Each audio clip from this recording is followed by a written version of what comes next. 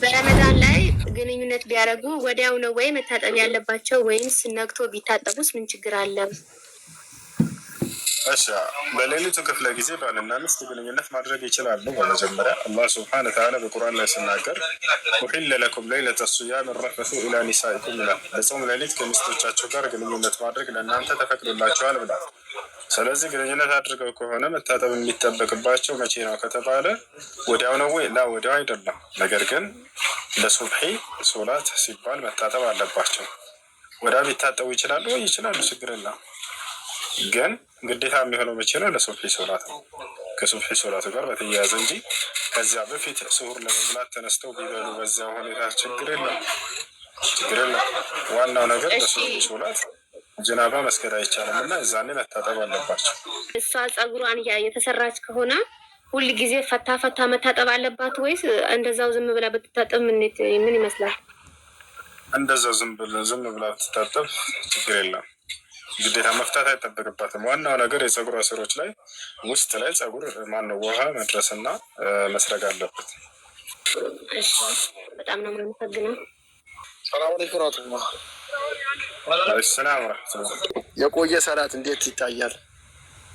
ከዚህ በፊት ያመለጡ ሰላቶች ቀዳ ማውጣት እኮ ቀዳው እንዴት ነው? ሙሉ ነው ወይስ እንዴት? አዎ ሙሉ ቀዳ ማውጣት። ሰላም አለይኩም። አለይኩም ሰላም። ሰላም ነው ወይ? ደገኝ አልሐምዱሊላህ። ናብላን ነቃ ብያለሁ። ጥያቄ ነበረኝ። ምን ይላል?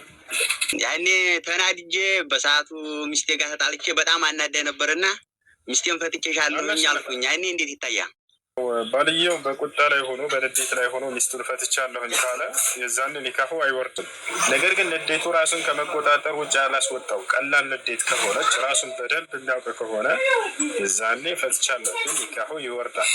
ቦታቸዋል የዛኔ ኒካሁ ይወርዳል። ስለዚህ ይህን ቃል አንተ ራስህን ታውቃለህ። በዚያ ጊዜ በተናገርህ ጊዜ ምን አይነት ቅጽበት ውስጥ እንደነበርክ ራስህን ከመቆጣጠር ውጭ ያስወጣ ከባድ ንዴት ውስጥ ገብተህ ከሆነ በኋላ ያንን ነገር ማስታወስና ማስተዋልን ማገናዘብ በማትችልበት ቅጽበት የተናገረ ከሆነ ኒካህ አይወርድም። ነገር ግን ራስህን በደንብ የምታውቅ ከሆነ ራስህን በደንብ የምታገናዘብ ከሆነ ያ ኒካህ ይወርዳል። ሰላም አለይኩም መርሐባ። ወአለይኩም ሰላም ወረሕመቱላሂ ወበረካቱ። ኡስታዝ አንድ ጥያቄ ነበረኝ።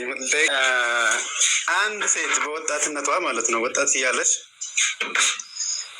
ከሌላ ሳታገባ ያለ ጋብቻ ብትወልድ እንዴት ይታያል? ለአንደዛ ሳይሆን ያደረገችው ከታላላቅ ወንጀሎች መካከል አንዱ ወንጀል ነው። ወቀዐት ፊ ከቢረة من كبائر الذنوب الذي نهى عنه الرب سبحانه وتعالى። አሁንም ደግሞ እንደዛ ወልዳ አሁን ለማግባት ቢታሰብ እንዴት ነው ጋብቻው የሚፈጸመው? ያቺ ሴት በትንትሩ ከወለደች በኋላ ስላለፈው ተውበት አድርገው ከሰውየው ጋር መጋባት ይችላሉ፣ ወይም ሌላ ሰው ማግባት ይችላሉ። ዘለቀ ከሆነ ጋር መጀመሪያ እርግዛ የነበረው ከዛው ከዘለቀ ጋር እንደገና ኒካስራ መጋባት ትችላለች። ንስሐ አድርጋ ተውበት አድርጋ፣ ወይንም ደግሞ ዘለቀ ያዳብሮኛል አልፈልግም ካለች ከበደን ማግባት ትችላለች። አይዋ ሹክራን። ሰላም አለይኩም ወራህመቱላሂ ወበረካቱ። ሰላም ወራህመቱላሂ ወበረካቱ። የሆነ ጥያቄ ነበረኝ። እንዴት ነው በውጭ ሀገር ላይ እና ሀገር ውስጥ ሆኖ ኒካ ማድረግ ይቻላል ወይ? እንደዚህ ተራርቆ ማለት ነው። አመሰግናለሁ። ሰላም አለይኩም። እሱ ወአለይኩም ሰላም ወረሕመቱላህ። እሺ እኔ ጥያቄ ነበረኝ። ኢትዮጵያ ያለሁኝ አግብቼ ነበረ ማለት ነው። ማሻአላህ መብሩክ። ሰርግ ግን ሳትቀሪ በጣም የተቀየምነው እና ወደዚህ እንድመጣ ፈቃደኛ አልነበረም ባሌ ማለት ነው። እውነት ነው ጌታ ሰው። እሺ ከዛም በኋላ እኔ ግዴታ መሄድ አለብኝ አለበለዚያ በቃ እንድንፋታ ፈልጋለሁ ስለው እሺ ካልከዳሽኝ ሂጂ ብሎ ፈቀደልኝ ማለት ነው። አላህ አይፈልግሽም ማለት ነው። እሺ በጣም ወደዳላችሁ። ከዛም በኋላ እኔም እሺ የሆነ ጥፋት ካላጠፋ አንተን እናቴን ካልከዳሁ በስተቀር አንተን ልከዳህ አልችልም ብዬ ቃል ገባሁለት። ያአላህ ፍቅር። እሺ ከዛም በኋላ ላይ እሱ ያኔ በቃ ብዙ ነገር ያደርጋል እኔን የሚያስቀይመኝ ነገር ምናምን እና በዛ ምክንያት ተጣላን ከባሌ ጋር። ላልከዳህ ቃል አለኝ ብለሽው ሂደሽ ማለት ነው አይደል? አዎ መጀመሪያ ላይ ትከጅኛለሽ ምናምን ሲለኝ እኔ እናቴን ካልከዳሁ በስተቀር ልከዳህ አልችልም አልኩት። ግን እንደዛ ስለው አንተ ምንም አይነት ጥፋት ሳታጠፋ እኔ ትዳር ፍቺ ጥያቄ አልጠይቅህም ብዬ ቃል ገብቻለሁኝ። እውነት ነው። ከዛም በኋላ ላይ በቃ እኔ እንደማይፈልገኝ ምናምን እንደዛ ሌላ ሰዎች ጋር እየሄደ ምናምን ያወራል እና በቃ ብዙ ነገር እንትን ይላል። ከዛ አልፈልግም አልኩት። ያኔ ፍቺ ጠየቅኩት። አጠር አድርገህ እንዳረሰው በጣም እየረዘመ ነው። እሺ ፍቺ ጠየቅኩት እና ከዛም በኋላ ላይ ብር ከከፈልሽ ይሄን ያክል ብር ከከፈልሽ ነው የምፈታሽ ምናምን ብሎ ብር ጠየቀኝ። እውነት ነው። እሺ ከዛም በኋላ ያው የሰፈሩ በጣም የተራራቀ ነበርና እኛ አካባቢ ሸሪያ ፍርድ ቤት አልነበርም። ከዛ ብር ከፍዬ ተፈታሁኝ። እውነት ነው። እሺ ከዛ የሀቅ ብርም አልተቀበልኩትም ማለት ነው። ከሱ አልሰጠኝም። ከዛሳ እና አሁን እሺ እና አሁን እኔ ለማግባት ስንት ወር መቆየት አለብኝ? እሺ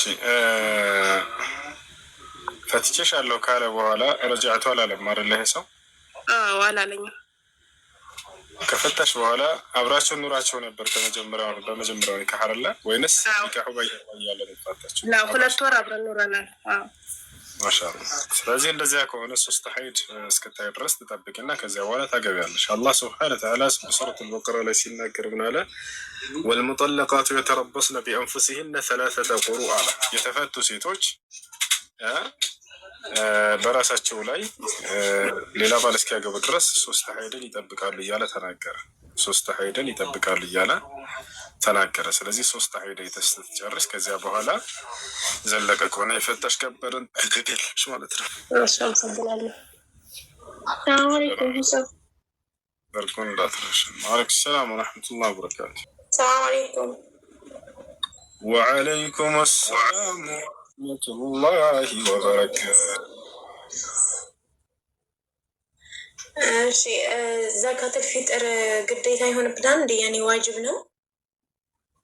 አዎ አቅሙ ባለው ሰው ላይ ግዴታ ነው። የአላህ መልእክተኛ ነቢዩ ሰለላሁ ዐለይሂ ወሰለም ዘካተል ፊጥርን በእያንዳንዱ ወንድ ላይ፣ ሴት ላይ፣ ትልቅ ላይ፣ ትንሽ ላይ ልክ እንዲሁ ባሪያም ላይ ሕሩም ላይ ግዴታ አድርገዋል አለ። አቅሙ ባለው ሰው ላይ ማለት ነው። ለአንድ ሰው ምን ያክል ነው የሚደርስበት?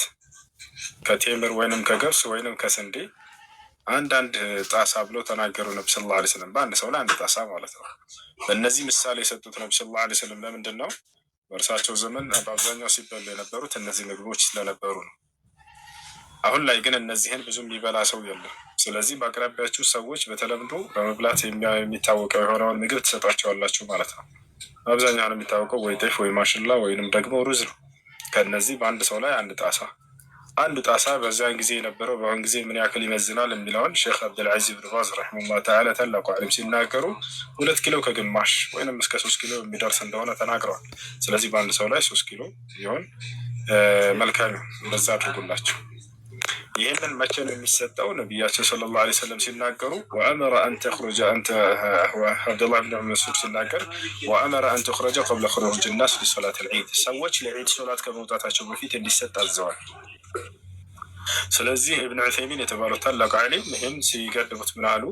ከ27ኛው ቀን ጀምሮ እስከ ዒድ ሶላት ድረስ ባለው ጊዜ መስጠት ይቻላል ብለው ተናግረዋል።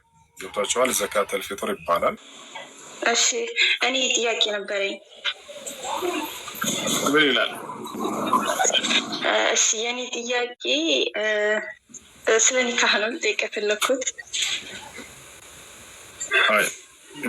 እና ጥያቄ ከባሌ ጋር አብረን አልሆንም፣ ኒካ ላይ ነን። ኒካን ያሰርነው ከዛ በሆነ ነገር ተጋጨንና ይሄንን ነገር ያንን ነገር ካደረግሽው ፈትቼሻለሁ ብሎ አለኝ። እኔም ደግሞ ያንን ነገር አድርገዋለሁ።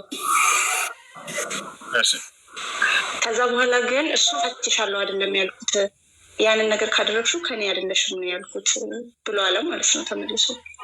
እና እንዴት ነው ይሄ ነገር? ላ አንቺ በእርግጠኝነት ሰምተሽዋል? ይሄን ካደረግሽ ፈትቼዋለሁ ነው ያለው? እንደዛ ነው የሰማሁት እኔ። እሱ ግን እንትን አለኝ ማለት ነው። አላልኩም ብሎ ተከራከረኝ። በሳቱ ተጣልተን ነበረ፣ ጭቅጭቅ ላይ ነበርን። የትኛውን ይዤ ለመለሰልሽ እህት? እርግጠኛ ከሆንሽ አዎ እርሱ ፈትቼሻለሁ ይሄን ካደረግሽ ብሏል ካልሽ ያን ነገር አውቀሽውን ብለሽ ካደረግሽው ኒካሁ ወርዷል። እሺ ከኔ አይደለሽ የሚለው ቃልስ? ግን አይደለሽ የሚለው ቃል ደግሞ ለሁለት ይከፈላል። ፍችን አስቦበት ከሆነ ኒካሁ ይወርዳል። ፍችን ካላሰበበት ደግሞ ኒካሁ አይወርድም። እሱ የሚለው የአንቺን ለማሰራራት ነው ብስራቱ እንጂ አስቤው አይደለም ያለው። ምን ሆኖ ነው? ዋርኒንግ እየሰጠ ነው ልጆች። ለምን ታብ አታደርጉም? ለምን ኮፒ ሊንክ አታደርጉም?